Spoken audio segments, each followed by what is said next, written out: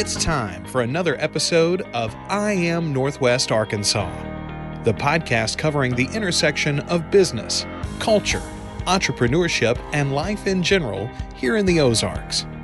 Whether you are considering a move to this area or trying to learn more about the place you call home, we've got something special for you. Here's our host, Randy Wilburn.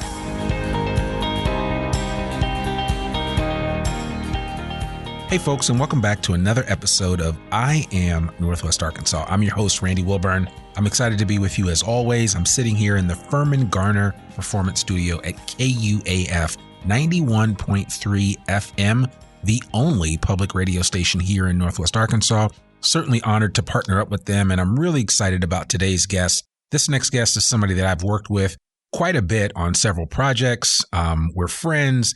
And she is just an outstanding individual. And so when you hear her name called, you'll understand what I mean. But my next guest is Emma Willis, who is the founder of Impact Period and a representative for NWA Black Heritage. She is helping to spearhead the effort for the first Black Fayetteville Historic District here in Fayetteville, Arkansas. And so we've been talking actually offline before we started recording just about all of the work that she has put into this along with her team and just the research that's been done to learn more about the historical aspects of African Americans, specifically here in Northwest Arkansas. We know, obviously, of the history of Arkansas as a whole. We've talked about the Elaine Massacre on this podcast. We've talked about several other stories related to just the involvement of African Americans through the centuries since Arkansas was even formed as a state. But I think it's important for us to have some perspective about just African-American representation. And I've said this on this podcast, and you know, a lot of times people don't understand Arkansas used to have a huge African-American population. It was pretty big. It was like, I don't know what the exact population was. We being African-Americans make up about 4% of the Arkansas population of about 3.1 million people. So we don't make up a lot now. Now, what happened was, and if you read books like The Warmth of Other Suns and other books, you can understand the Great Migration. Folks migrated from the South to the North for obvious reasons. They also migrated.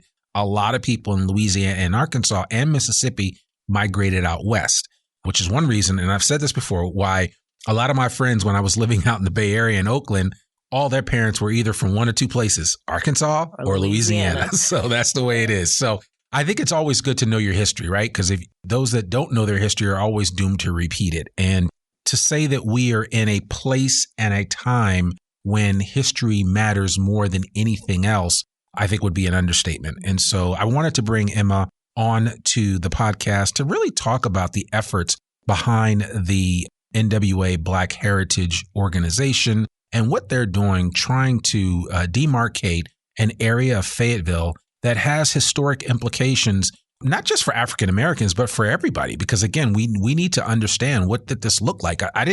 Until I started this podcast, I didn't realize that during slavery, Washington County was the seat of the slave trade in Northwest Arkansas. A lot of people don't know that. And so it's just important to understand and know your history, know what's going on. And if nothing else, you just need to be aware of all of the challenges that everybody that make up this area had to go through and endure to make Northwest Arkansas what it is today. And so without further ado, I want to welcome Emma Willis to the podcast. Emma, how are you doing? I'm doing good. It's a beautiful day. Allergies are challenging me a little bit, but I will say I'm doing good. Well rested. Took some time for myself this weekend to get the battery recharged, but I'm good. Well, that's awesome. So listen, I would love for you just to kind of give us kind of a background of maybe a little bit about the historical significance of Black Arkansans in the development of Fayetteville. Yeah. Specifically, right? Because I think it starts there. Yeah. And then it kind of grows from that. And so I'd love for you just to kind of like walk us through that. Yeah. So I will tell you, when I started this project, it took a lot of education for me. I'm a Southern girl. I'm Deep South, Deshae County. And while I grew up with a strong sense and a great deal of knowledge about Black people in Arkansas, how we got here, I will tell you what was always off my radar was Northwest Arkansas. Didn't really have a huge piece or a huge role to play in the story of my Blackness. Yeah. And I think that's where all of this begins. Last year, I had the pleasure of interviewing Dr. Cornell West at an event. I remember that. And little did I know, I had admirers in the crowd, one of which was Miss Sharon Killian, who's one of the founders of Northwest Arkansas Black Heritage, along with a dear friend of hers who since passed, Miss Melba Smith. And they together had already been doing the work of collecting Northwest Arkansas's Black history.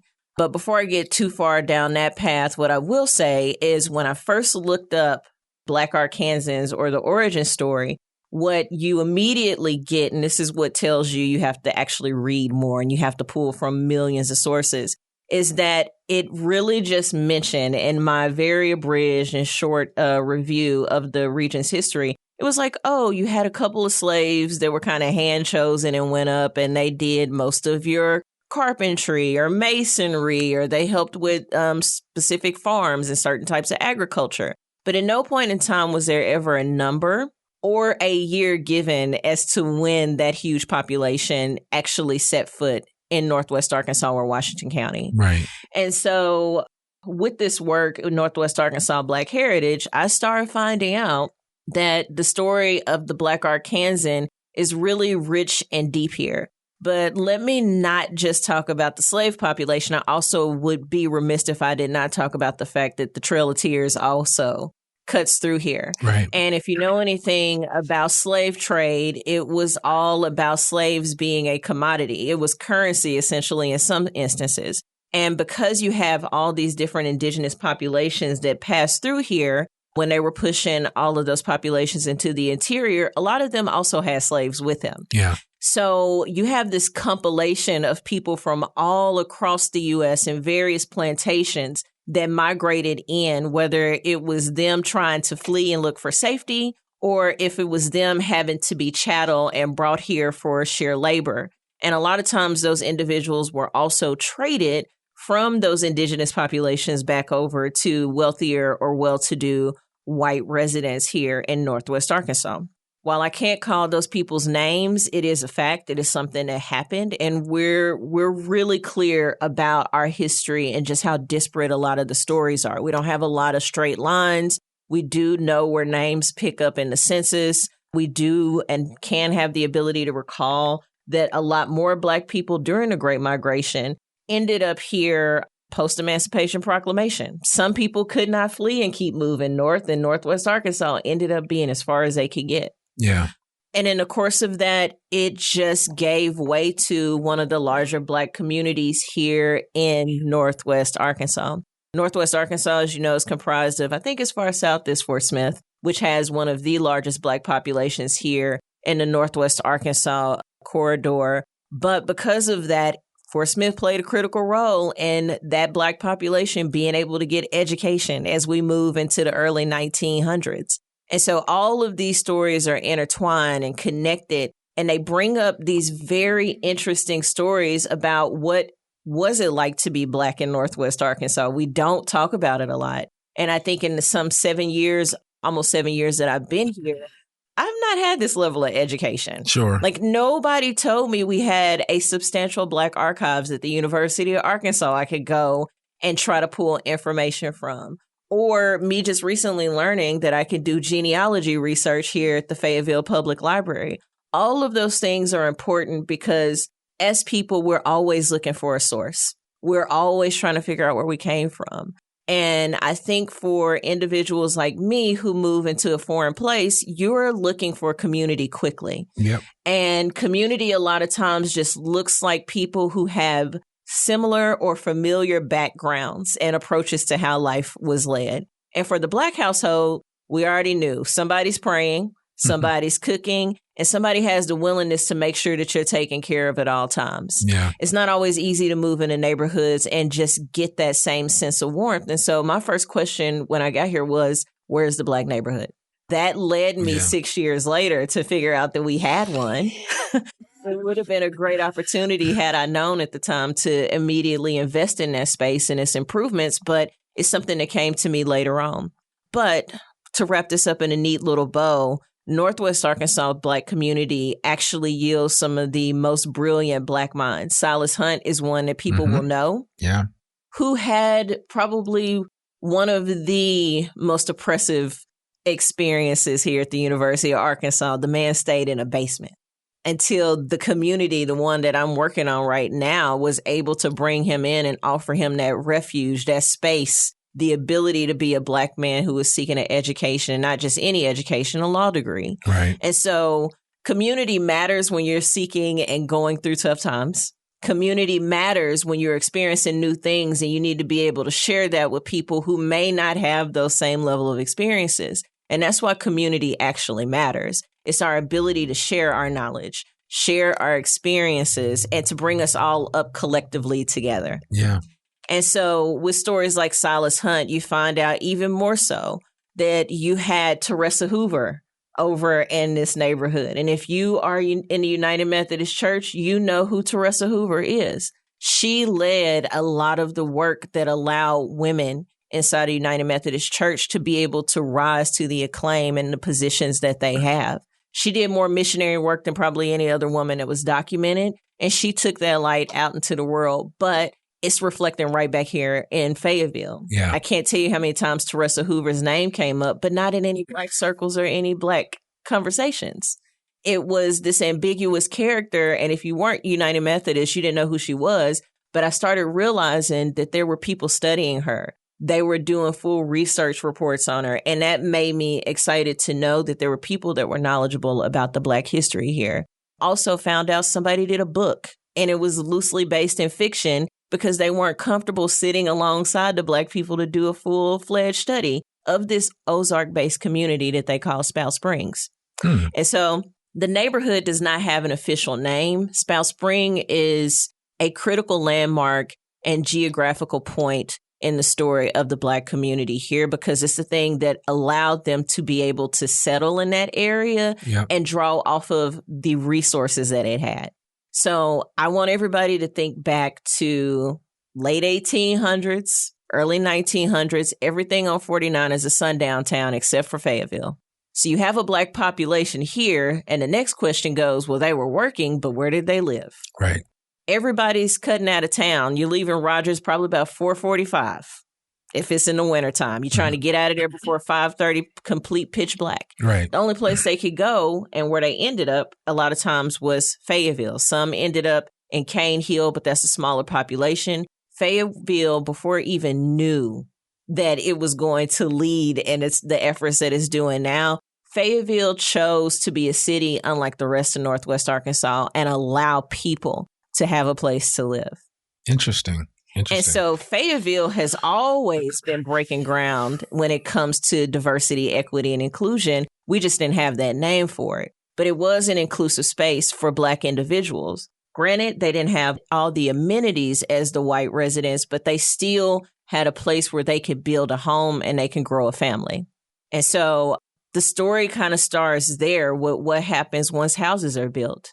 And we think about a lot of times with historic preservation that we're going to get all this antebellum homes and these colonial styles and you know, the craftsmen. Guys, that is not in this historic district or the proposed. Shotgun homes. We're talking about shotguns. We're talking about shanties, but they were still homes to people nonetheless. Sure. And they made do with what they had. Yep. Yeah. You know, it's, man, you unpacked a lot right there. It's, you know, when I think about it, and you brought up some names. Now, Silas Hunt is the first African-American to graduate from the U of A Law School, right? That's correct. Yeah. And then I didn't even know about Teresa Hoover, but now I've got to do some research on that. But, you know, it's funny that you say that Fayetteville has always had that moniker of kind of being one of the areas of Northwest Arkansas that always broke ground for African-Americans in various instances. I also learned recently in an interview that I did that Fayetteville High School was the first high school to voluntarily integrate. They did, ahead of anybody else. While Central was going through what they were going through and being on the cover of Life magazine, Fayetteville High School was like, you know what, we're going to go ahead. Because I actually talked with a woman that her aunt was one of the first people to integrate Fayetteville High School. And that history's sitting right here still. Yeah. You'd be surprised at what you would learn if you just asked a few questions. Yeah. And you know, I know some of the archivists at the U of A. some very dear friends, and they have brought to light to me some of the story. They just said there's just so much that people don't know about the history of this area, and specifically about the history of African Americans, and how obviously there are a lot of them intertwined with indigenous people, and just how this area kind of came about. But I find it interesting that it's taken this long for us to get to a place where we're like, okay, we need to make a delineation of these areas so that we can acknowledge them. And we're not talking about huge areas, but I mean, it's also where it's located now. It's like some of the most valuable land in North. Brings up its own set of issues. It does create its own set of issues, right? Because people weren't as quick to want to live downtown back in the day. Now downtown, I mean, everything you look around is new developments, new buildings. There are cranes everywhere. There is work going on everywhere. And so I think it just so happens that that's kind of how it is, and I've gone to places like Willow Heights and other areas that are predominantly Black or predominantly minority housing projects. And, all of these are right at the shadow of downtown. Yeah. I mean, you'd be surprised at what's here, but, it takes these viral movements for people to go, oh, downtown is cool. I definitely want to be there. And then all of a sudden, you also have to deal with the other side of major development and its displacement, which is also something that was glaring directly in my face as we took on this project. It was like, how do we do this and do it in the most responsible way to where we don't make it too attractive, but attractive enough to where people want to pay attention and get involved, but not do any harm to the neighborhood to where it becomes the next greatest development. Sure. And all of those things require education. This is not like anything else I think I've done in my career. It's kind of stretched you, huh? Oh, I think it's called on everything I've ever learned, honestly. And I think that's pretty funny because I have always wanted to do the most complex things, but this is probably the most complex project. But I'm going to circle back to just the relevance of this project here in the region. What I will say is everybody thinks they have a historic district until you get into the definitions of one. What I think is fun about Americans, our brain semantics, we think because a house or a home or something is on a national registry, it is therefore a historic district. Yeah. Fayetteville, unfortunately, does not have any historic districts. You do have some historic places. Well, you would think with a land grant institution in our backyard that we would have a historic district. You would think a lot of things because you have the university in your backyard. But this is more about where people need to be educated on all the facets of government. You can't just think about what's immediately close to you. You have to have the curiosity and desire to just peer into things a little bit more. And so as we went through this process, when I was originally courted for the job, I kind of didn't want to do it. Yeah. It wasn't something that I wanted to do. And it actually took an act of God to make me want to stop and do this. Sat down with Miss Sharon Killian, had a long, 4-hour conversation. We got through her work and the passion was very clear. It was that I do not want this work to end with me. Sure. I got to figure out how it keeps going on. And so Northwest Arkansas Black Heritage, for people that don't know, is focused on education, advocacy, and then the preservation of Black history here in the state of Arkansas and Northwest Arkansas. If you immediately go to Google those organizations and try to see who else is doing it, you're going to come up with things like, preserving cemeteries and putting them on a registry so people know where Black cemeteries are and people can find their family members from ages ago. But there's nothing as substantial as an organization is willing to go out there and try to preserve the spaces. Yeah. And so this is a significant undertaking for them underneath preservation and honestly education under their 3 kind of like strategic pillars in the organization. And so the preservation piece has been an effort that has taken the city of Fayetteville as well. It's not just an organization standing up one day and saying we want to do this. It has taken all of us, and when I say all of us, it's me, a crowd of people that are going unwillingly because I just kind of drag them along for stuff, and then the city who has made it very clear that they are learning as they go too in the course of this project. Yeah. And I want to do nothing more than to bring more people along for this, because I think there's a lot of history here that needs to be preserved. It's not going to just end at this historic district, and our job to incorporate it is going to be other spaces who have Black identities, Black background, Black stories for us to come in, archive, document, make sure we create the spaces where that information lives. So as Black people and anybody else, you have an accurate depiction of the people. Yeah. You don't want to get into this battle of people wanting to come up with ideas or stereotypes that lead a narrative for a population, but instead allow us to collect the things and give you an opportunity to peer into our world, understand our culture, because that's where we get to at the end of the day with the creation of this Black Historic District, is the fact that we are asking people to take a day and walk through the neighborhoods that we got to call home. Yeah. Understand that it's no different than any other place you would have walked through, but it was distinctly blighted and it was subjected to Jim Crow South laws. So there's these opportunities to see some of the things that have harmed American society in action and how they've created these missed opportunities for populations because they just did not identify them as being human for a really long time, having the opportunity to be property owners for a really long time. So civil rights meant a lot for Black people. One of the big issues I'm dealing with on this project, a lot of time Black property owners do not have estates set up. They don't have wills. Yeah. And it's because we couldn't have wills for a really long time. And so, again, I have to just, for any listener, this project is so huge. It's not as easy, again, as just wanting to create a historic district, but having the willingness to educate a population of people on all the things that they have never been able to learn about. And make sure, which is an aging population, I have to let you know that most of my Black property owners in this neighborhood are well over 65. Oh, easily. And so because of that, I have a very distinct learning curve that I am operating in. Right. And I will always humble myself because those are my elders. And so it's having the patience and the compassion to walk people through a project that is not my project. It is their project.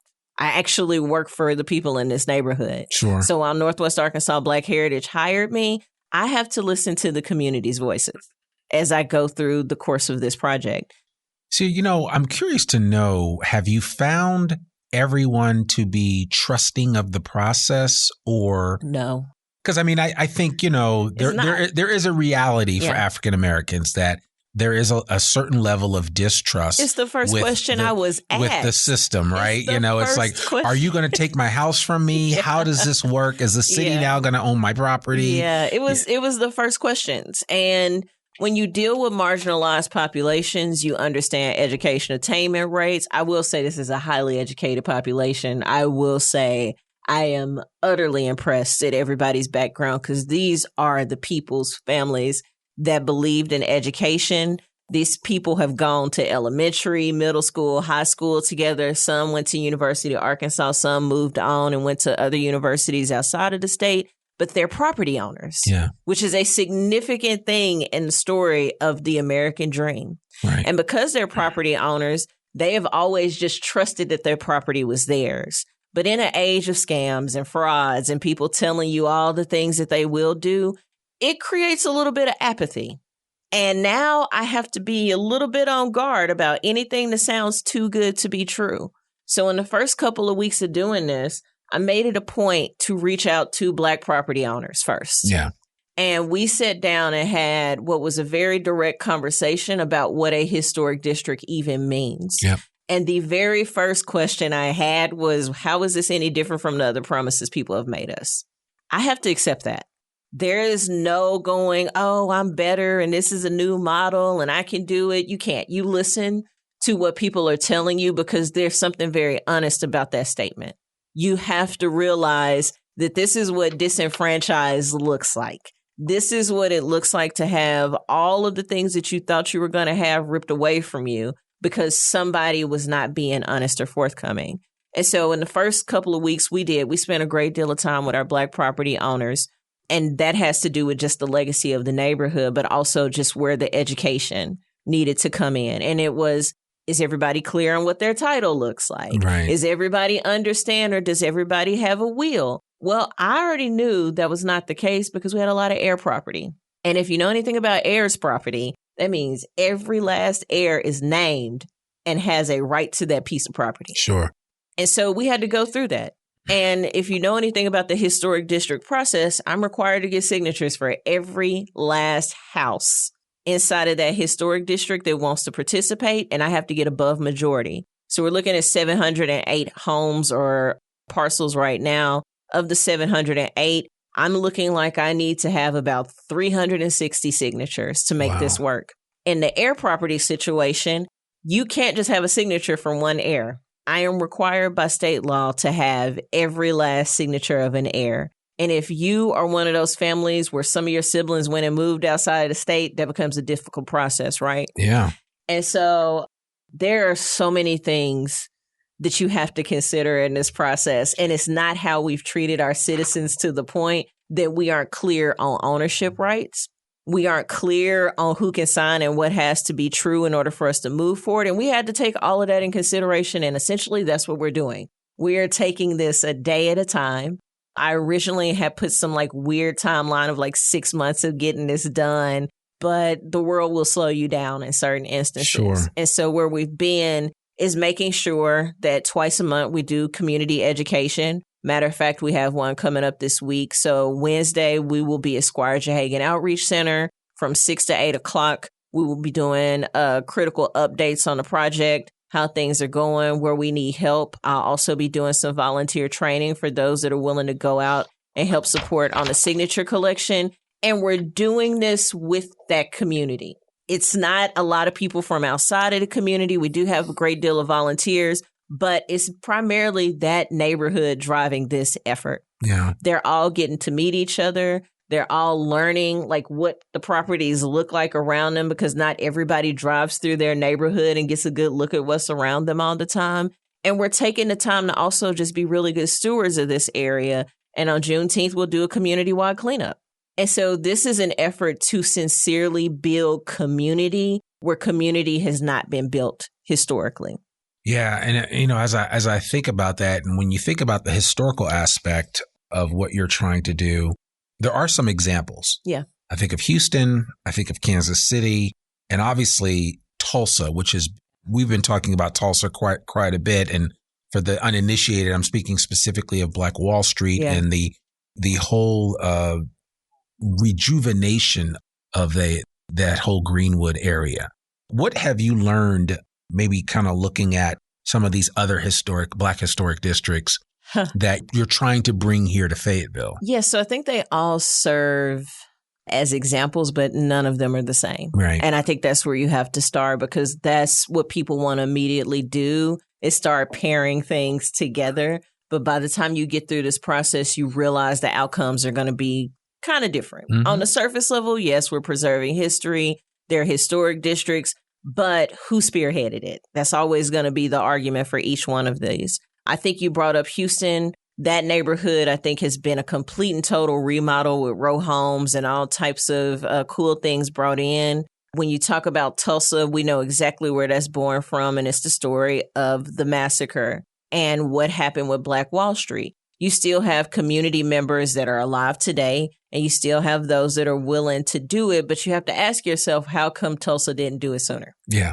But then you also have to look at where private, public resources came together to be able to revitalize and make that neighborhood something substantial. But then you also have to peer a little deeper and understand what a facade is versus what's actually still a real standing structure.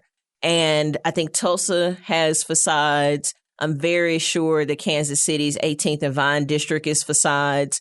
And that's because all of these neighborhoods have gone through historical blight, where people just let it run to ruin for the purpose of somebody's recapture later on and a development. And I think Tulsa, downtown Tulsa, is a part of a critical piece of real estate. They have a baseball field sitting right there. Yeah. Inside of that. Does Black Wall Street benefit from that, though? No, it does not. But do they benefit from having additional amenities to keep people in the neighborhood? They do. But you always have to go to what end? What is that benefit agreement? What is the community benefit agreement? How do all these things coming in benefit the story, the structure, our ability to sustain all of these areas. Kansas City, for instance, you had somebody spearhead that work, but then it was left up to the city to try to figure out how to subsidize, incentivize, and bring more business in. Collectively in Kansas City, they ended up coming up with a sales tax that allowed them to bring in more businesses. It's the Central Cities Economic Development Fund that they created. That was able to bring in and help rehab a number of buildings in 18th and Vine. It allowed more Black developers and business owners to, for the first time, find the resources to build structures that bring in residential or mixed commercial and residential use type of facilities. But it takes everybody. Yeah. And I think once you get into each one of these projects, they also have different outcomes. Some of them do just want to keep a facade. Not all of them are intended to have you understand the value of the soil or the things underneath your feet. Houston is the same way. It's really about the Black story. The fact that as Black people, we have historically gone underfunded and sometimes no funding. Yeah. Forget underfunding. Sometimes there's no funding. And we have had to try to make do with what we have. And we try to protect the spaces that we knew were home and where our people existed. And that's what this project is going to have to mean. But it also is not going to look like anything else. We're looking through a lens of promise and Afrofuturism. And Afrofuturism is a huge idea. Yeah. It's one that allows you to dream bigger than anything else you've imagined as a Black person. The diaspora as in itself is an oppressed state of people. You can't even get to continental Africa without having to deal with colonization and the fact that people are fighting to try to be able to reclaim their land. It's no different here. Yeah. It is really us just looking for our tax dollars that we pay like everybody else to come back and offer us a benefit. And that benefit is going to have to look like improving a space that Black people have called home and creating a local historic district that once was home for a large population of Black people. Yeah. Wow. I mean, just as you unpack all this, it sounds like a yeoman's task. I mean, it sounds like something that is just like, wow. You know, I'm sure you probably sit up at night thinking, man, what did I sign up for? I sleep like 3.5 hours. So obviously you can't do this by yourself. Talk just a little bit, because I really want to unpack three things before we wind this up. Because as we were sitting here, we probably talked for an hour before we started recording, but there are three things that I'd love to just kind of unpack specifically, because I really want the listener to be able to say and point to something that says, outside of just the fact that you guys need to visit the Spout Spring area and check it out. But I want to talk about three things specifically: challenges and implementation. Okay. The economic impact that you foresee in establishing this historic district. And then finally, because you talked about Afrofuturism, which I don't hear talked about enough. Yeah. And it is a concept and an idea whose time is long overdue. But I would love to understand your thoughts, and even maybe what Sharon had shared with you about what the future vision, what does it look like moving forward? Yeah. So we can do challenges and implementation first. Yeah. So the challenges of this is we just have never done anything like this before. Period. In the city of Fayetteville and Northwest Arkansas. It will be a first. Well, I mean, if Fayetteville doesn't have a historic district, period, then this is... And we don't have one in any of the other four cities. So Springdale, Rogers, I think, has some historic distinction, but we're limited on our ability to go out and just find another municipality that followed the same process. Sure. Fort Smith has it, but in terms of this corridor, Fayetteville will be doing something really new. So the first challenge is always education. The city had to be brought up to speed, this project, which means we take a little time and go back and forth, which you lose time in trying to move forward when we all have to try to get on the same page. So initial challenge was just making sure we were, in fact, asking for the right thing. And we went through just a series of back and forth with people thinking we had one, me having to do research, the city stepping in and saying, no, we don't have any historic districts. This will be a first time. And then what it meant to be able to train and educate the Historic District Commission to be able to participate in this process. Sure. So that was our initial challenge. And they are a willing participant, right? They are a willing participant, and I'm actually really fortunate to have them supporting this effort. Other challenges, community buy-in. Because anytime you say a historic district, it immediately becomes anybody's most recent experience with a historic district, whether they lived in one or whether they stayed around one, and what information they bring in that helps to muddy the water on what you're actually trying to do. At one point, we did have somebody put up vote no for the historic district. They didn't know why they were saying vote no for the historic district. They were just saying no. It was just vote no for the historic district. Yeah. But again, it's America. You have the right. And the sign was just a reminder for me that you're doing the right thing. Sure. It was like 4 signs. It wasn't a huge thing, but you got to remember what that challenge does for the rest of the neighborhood when they see dissent. Everybody's like, oh my God, is this it? Who is it? Who did it? Well, I can tell you the resident that put those up, she is now a participant in this effort. Oh, good. And it just took education. So again, immediate challenge is education. We live by 15 seconds. I couldn't condense a historic district segment into 15 seconds. Mm-hmm. There's no TikTok video There is no TikTok. There is no TikTok. Other challenges was just acknowledging the state of a lot of the homes in this neighborhood and having people push back, because when we say historic district, the first thing that comes to mind again is like the looming antebellum house with the porch and the columns, and you're going to walk up to this pristine and well-kept piece of American history. That is not what we have. We have soil. Right. And land means a lot. Because it's something that you can't make any more of. And if you have it, you hold on to it. Yeah. So we start with the soil in this. But then the next challenge in knowing that we want to create this historic district is the fact that it needs some infrastructure brought in. That neighborhood, if you've ever walked it, is one of the hilliest places. It has some of the most gorgeous views, but it is a hilly neighborhood. It is. And the houses date back, I mean, really 50s, 60s. There's some old homes there. And it's how do we also, as we think through the creation of this historic district, bring in critical infrastructure for the purpose of making sure other people can come in and visit the history of the space.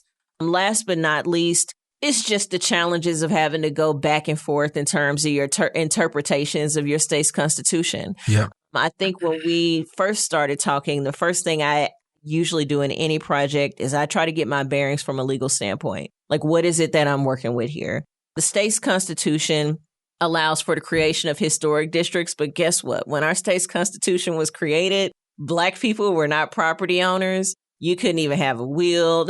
All the things that you couldn't do as a Black person in America. You weren't even counted as human. First of all, you weren't even a whole person. That goes into the whole idea about interpreting the law. What does the law say? When was it written? Who was it written for? Yeah. Exactly. And it wasn't written for us. Yeah. And so it was trying to take that into consideration as you went through this process, that you also are in an act of defiance by even wanting to create a Black historic district, because it was never meant for us to get to this point to have anything to preserve. Yeah. And so those were the initial challenges. There's all the emotional stuff, too, you have to work through with historic districts. And that takes time to process. And it's really just about you learning your history. That's the emotional stuff. Yeah. Because when you see a country actively act against a population because they can, it kind of does something to your spirit. So this project started out as a job, and it has become really personal because there are very few times where I can actually fight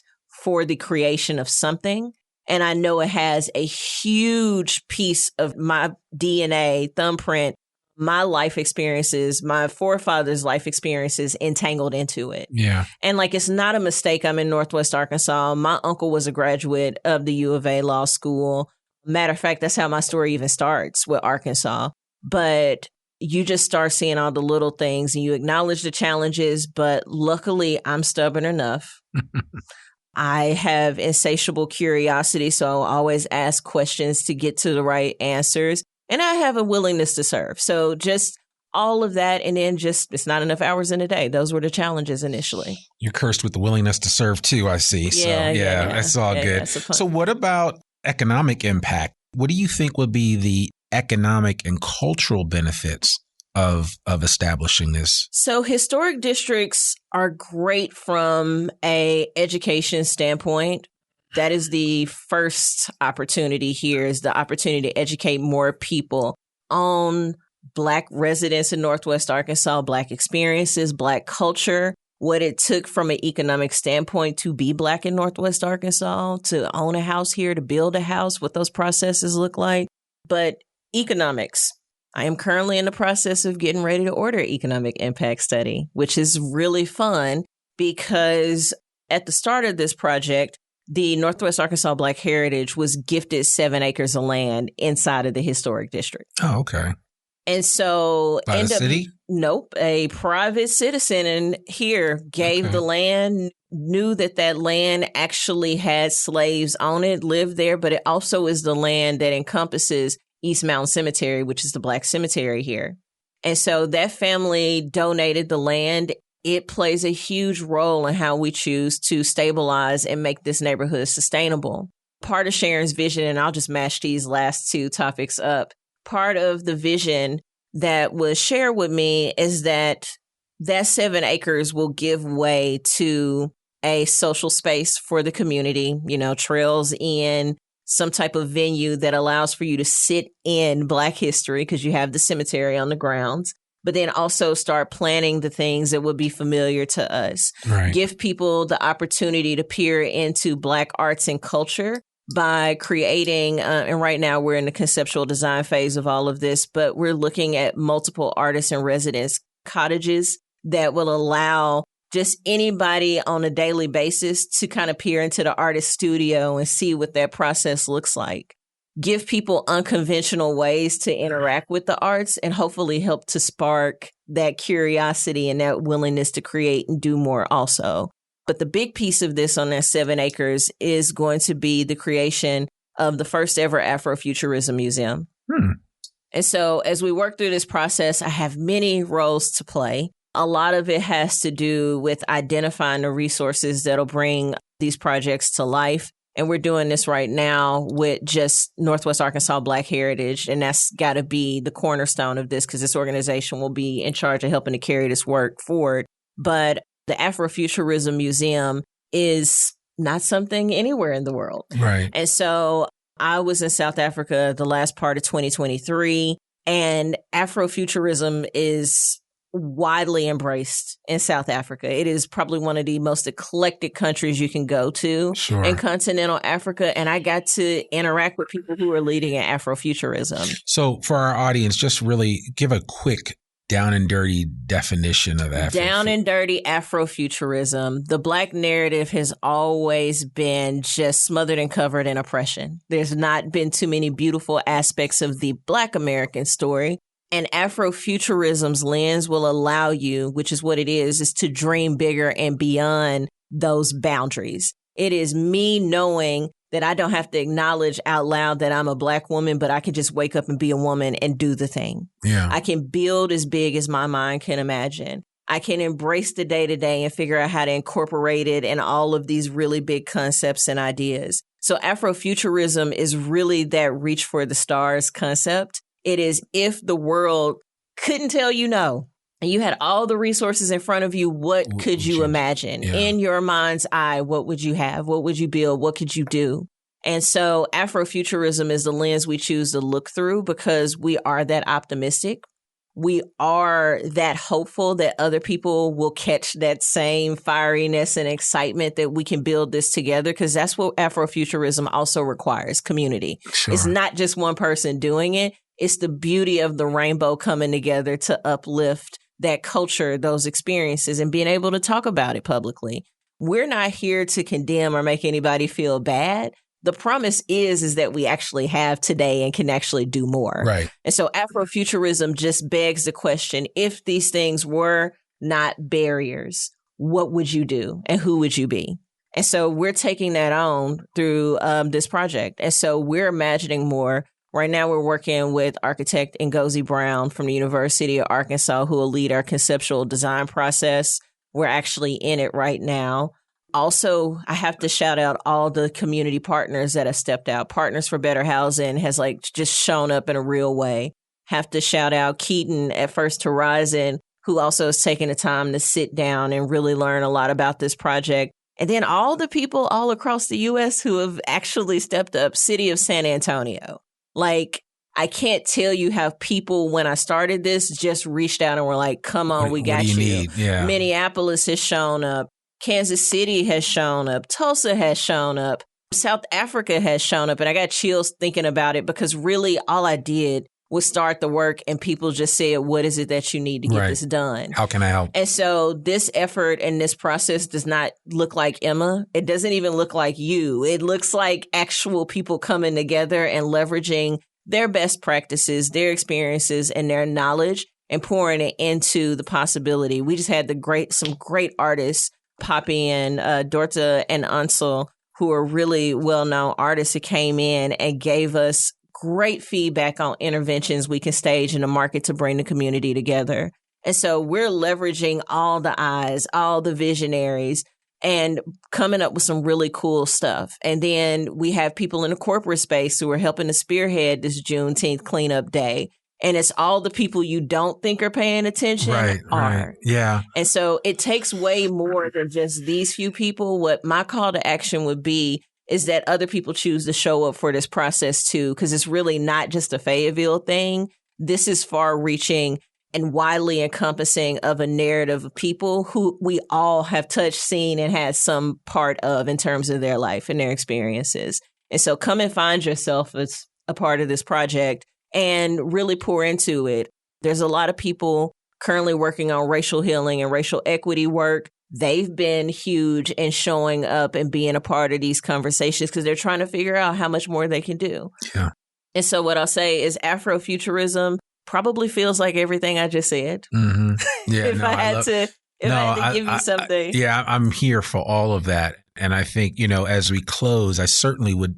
I see so many applications for the work that you're doing right now. It will serve, like you said, at the corporate level, it will benefit companies that are trying to find and attract diverse talent to come to the area. That's a whole podcast. That is a whole, because my head is just. Because I immediately thought about the U of A's numbers on the retention rate around Black students. Right. But if you knew you had a Black community nearby, you can plant some roots. And it's how I felt when I when I went to Howard in 1987. At that time, DC was called Chocolate City. Mm-hmm. Okay, let's be very clear. And it was that's an ode to Parliament and Parliament Funkadelic. But for anybody that knows, DC was called Chocolate City for a long time. And there was something about moving to DC, coming from it was the promise. Yeah, it was. It was definitely a very unique experience. I would never trade the 4 years that I spent at the Mecca for any other thing. And when I say the Mecca, I'm saying Howard University. He's HU. Is the Mecca. So nobody says that for Howard. Yeah, exactly. So anyway, but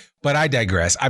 But I think it is worth mentioning that, and this is certainly for my white brothers and sisters that listen to this podcast.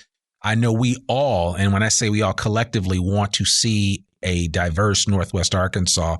The biggest issue that I run into when I talk to people about this area is like, but there aren't any Black people here. Yeah. And I'm trying to change that. One podcast episode at a time. But we show up too in a way where we choose to be the poster children for what's possible in Northwest Absolutely. Arkansas. Yeah. We both raised our kids be negative. Here. Yeah. Northwest Arkansas has been great for me. It has been. But you got to know every place is going to have its thing that you don't like. Absolutely. And it's not 1,000%, but I'm saying through efforts like the creation of this historic district, come and put your fingerprint on it. Yeah. Be a part of something that is honestly being built from the ground up. And know what it is to be able to just look back and go, I had something to do with that. Yeah. Yeah. And it could just be volunteering for 2 hours. It's not a huge lift or a tremendous ask. We are finding ways for community to show up through the course of this. And we want to be an example of the spirit of Northwest Arkansas is what I'll really say. Because Fayetteville, I will say this again and again, it may not always pay attention to who it is, but it has shown up in a tremendous way for people who have never really had a voice for themselves.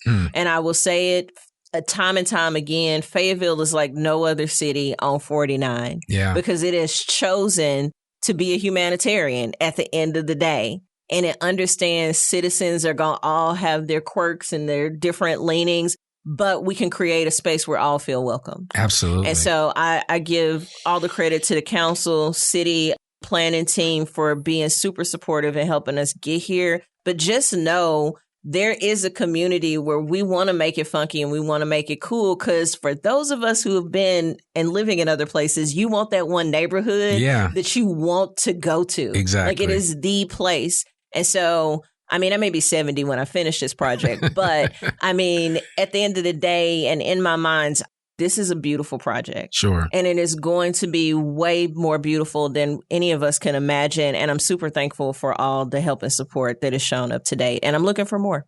Absolutely. Well, we're certainly honored to have shared our platform with you. And I know anybody listening to this that, is thinking about moving to Northwest Arkansas, here's one more reason. Call Emma too. So you can obviously call me, but I tell people that all the time and you just don't know. And when I talk to my friends that are constantly trying to recruit and attract new talent to this area, I'm like, listen, it's not as hard as you think it is, but certainly it's always good to have a conversation with somebody that's on the ground, making things happen. And certainly you guys are doing that. For anybody that wants to get involved, what's the easiest way for them to do that? Is there a website? Yes. So go to NWABlackHeritage.org. Okay.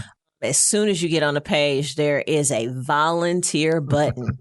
There's also the contact us. And then we do update that website regularly now to let people know where we are in the course of this process. Okay.